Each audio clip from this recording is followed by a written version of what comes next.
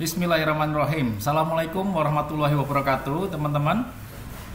Pernahkah teman-teman memperhatikan kenapa sih di usia 30-an, apalagi ke 40, kok mudah gemuk gitu ya, mudah melebar. Nah, kenapa sih lemak itu sepertinya mudah mampir? Padahal rasanya makannya juga nggak ada yang spesial, nggak berlebih-lebihan gitu ya, gitu-gitu aja, nggak over-over banget gitu ya. Tapi kok beda ya sama di kondisi muda dulu.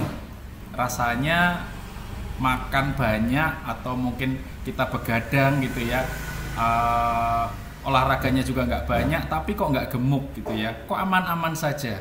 Kenapa kondisinya di usia 30 ke atas itu jadi lebih gampang gemuk ya. Menarik nih, kita akan bahas di sini beberapa menit ke depan, teman-teman.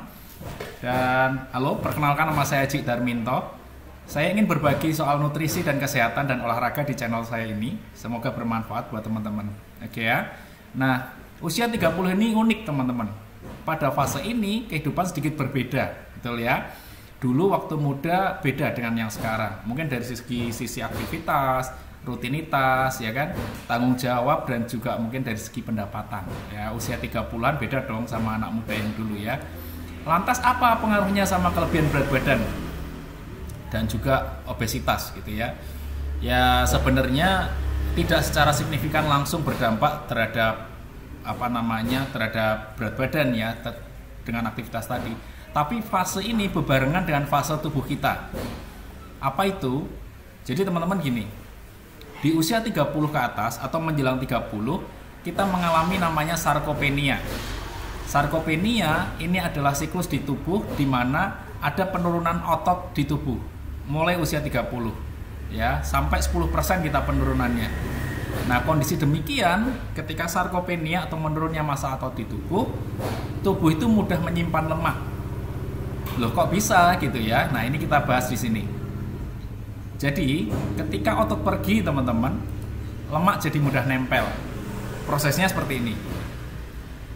Nah, sarkopenia itu secara otomatis kita akan terjadi di semua kita gitu ya. Usia 30 ke atas pasti terjadi. Ketika terjadi sarkopenia atau menurunnya massa otot, bukan melemah ya, tapi menurunnya massa otot, otomatis otot ini akan menurunkan juga sistem metabolisme tubuh. Otot menurun, metabolismenya tubuh menurun atau melambat. Nah, mesin yang mengkonsumsi energi terbesar di tubuh kita itu namanya otot. Ketika mesinnya pengambil energinya itu menurun atau mengecil, maka konsumsi energinya juga lebih sedikit. Artinya apa? Kelebihan kalori yang masuk ke tubuh kita dikonsumsi juga lebih sedikit. Bahan bakar yang diambil lebih sedikit, menurun. Akibatnya yang terjadi adalah proses pemilikan energi ini jadi lebih besar. Energinya lebih over dan disimpan atau tersisa. Jadi dulu kapasitasnya gede tapi engine-nya gede atau mesinnya gede, kebakar semua tuh waktu kita muda. Tapi kalau di usia 30 karena ototnya mengecil, engine atau mesinnya itu mengecil, jadi meminta energinya juga lebih kecil gitu ya. Akhirnya apa yang kita makan itu menjadi over kalorinya dan akhirnya disimpan energinya. Nah, sisa-sisa energi yang tidak terpakai ini disimpan. Penyimpanan energi dalam tubuh namanya lemak. Ya, sampai di sini paham ya? Karena si mesinnya butuhnya itu semakin sedikit, akhirnya kelebihannya disimpannya lebih banyak, gitu ya. Mungkin di awal-awal 30 berat badan nggak berlebih, nggak signifikan ya, karena jumlah yang dikonsumsi, jumlah otot yang pergi sama jumlah yang masuk itu mirip. Jadi akhirnya berat badannya tetap di usia-usia 30-an ya naik berat badan sekilo 2 kilo nggak banyak gitu ya. Tetapi fungsi tubuh atau kondisi tubuh udah berbeda. Perut lebih kendor, lengan lebih lembek, ukuran paha lebih besar, stamina mulai turun, berat badan belum terpengaruh banyak gitu ya. Tapi proses selanjutnya lama-lama tuh ngaruh di berat badan. Nggak cuma bentuk badannya, tapi berat badan juga ngaruh. Ini diperparah lagi jika kamu tidak gaya hidup sehat. Yang pertama, tidak ngatur pola makan. Yang kedua, nutrisinya juga nggak jelas. ya, semua dimakan. Mungkin sudah punya uang jadinya jajan. Apa yang dulu nggak bisa dibeli sekarang dibeli. Dulu yang pengen ini sekarang keturutan karena dia punya uang, kita punya uang, bisa jadi kayak gitu. Tanpa sadar otot sedang menurun nih kemampuannya menyerap energi. Terus kurang tidur, begadangnya diterus-terusin gitu ya. Tidur jam 1, jam 2 malam, entah nonton TV atau mungkin Anda berkegiatan dan sebagainya. Akhirnya kita kurang istirahat. Kemudian yang berikutnya adalah makan tinggi gula. Ya, kadang kita terlalu menyalahkan makan malam. Kadang kita terlalu menyalahkan gorengan, padahal sebenarnya gula itu lebih berbahaya. Makanya kalau makan tinggi gula, itu kemungkinan gemuknya lebih cepat. Yang berikutnya, tidak olahraga. Susah ya olahraga, tapi olahraga jangan nunggu sempat teman-teman. Kalau nunggu sempat gak bakal sempat. Ya, kita udah bahas di video sebelumnya, tapi kalau teman-teman bisa menyempatkan itu jauh lebih bagus.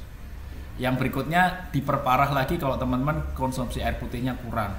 Kalau konsumsi air putih kurang, badan kurang enak, hasrat ngemilnya lebih tinggi, lebih banyak. Ya.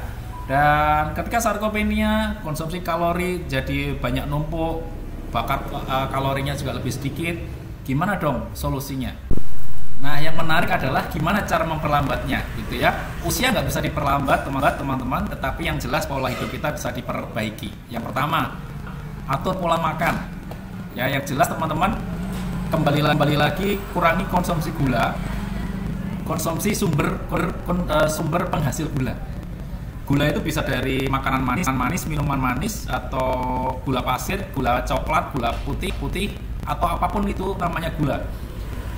Dan sumber penghasil gula, apa itu? Karbohidrat. Ya. Karbohidrat kita nggak makan gula sih, tapi karbohidrat kita memproduksi gula, betul ya? Itu juga harus dikendalikan. Jadi kita harus aware apa yang kita makan. Yang kedua adalah atur istirahatnya. Saran saya terbaiknya adalah jam 10, maksimal jam 11 sudah tidur, sudah istirahat. Karena kalau kita begadang, hormonnya penghasil lemak atau yang menghasilkan lemak itu jadi keluar, gitu ya. Akhirnya metabolismenya jadi melambat lagi dan gampang gemuk, gampang buncit. Yang ketiga, cukupkan nutrisi. Ya, apa itu nutrisi? Itu nutrisi makanan sehat. Jadi teman-teman yang dibutuhkan tubuh harus diperhatikan, kan? Vitamin, mineral, kemudian fitonutriennya diperhatikan, jumlahnya dipenuhi. Kalau teman-teman kesulitan pakai suplemen, ya, karena tidak semua orang bisa memenuhi sekian gram protein, sekian gram karbo, sekian gram lemak dan sebagainya. Pakailah suplemen, ya, sesuai kebutuhan. Ya. Yang keempat, minum air putih minimal 2,5 liter atau pakai rumus 50 ml kali berat badan. Ya, 50 ml kali berat badan. Jadi kalau saat ini teman-teman beratnya 50 kilo, it's okay dengan 2,5 kilo, dengan 2,5 liter. Tapi kalau beratnya 60 kilo, berarti minimal butuhnya 3 liter sehari. Dari bangun sampai tidur lagi. Tinggal di manage ya. Terus kemudian minumnya jangan terlalu malam supaya teman-teman bisa istirahat. Oke. Dan terakhir dan yang paling penting, saya rasa ini juga bagian dari PR-nya kita semuanya adalah konsumsi protein lebih banyak. Rumusnya adalah 1 sampai 2 gram per kilogram berat badan. Sumber protein itu bisa tahu, tempe, ikan, telur, daging. Ya, teman-teman boleh pilih atau kacang-kacangan. Banyak sumber informasi tentang protein ini, tinggal kita lihat konsumsi gramnya berapa. Kemudian protein sudah dikonsumsi lebih banyak plus satu lagi, olahraga. Jadi kelebihan protein, konsumsi makanan sehat sekalipun proteinnya tidak akan menjadi sesuatu yang bermanfaat jadi otot kalau kita tidak olah dengan namanya olahraga, ya. Olahraga yang macam apa? 20% kardio, 80% body weight atau strength training. Gitu ya teman-teman.